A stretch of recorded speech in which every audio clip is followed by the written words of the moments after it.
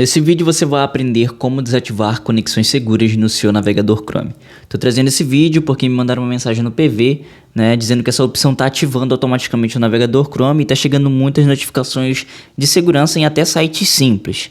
Como a gente faz para desativar é simples, vamos lá. Aqui na tela inicial do Chrome a gente vai vir no canto superior direito, vamos clicar nos três pontinhos. Clicando nos três pontos nós vamos vir na opção de configurações aqui abaixo. E clicando em configurações vem na opção de privacidade e segurança. Clicando em privacidade e segurança, aqui abaixo você tem a categoria de segurança. E na categoria de segurança você tem essa opção aqui, ó. Sempre usar conexão segura. Você vai clicar em cima, não tem segredo, tá? Ele mostra aqui, ó. Avisa sobre sites públicos sem segurança, então fica chegando notificações até de sites simples que não tem perigo.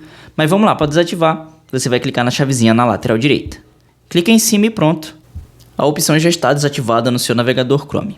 Ok? Se você ainda tiver alguma dúvida, é só você deixar nos comentários. Não esqueça de deixar seu like e se inscrever no canal. Tamo junto, é nóis!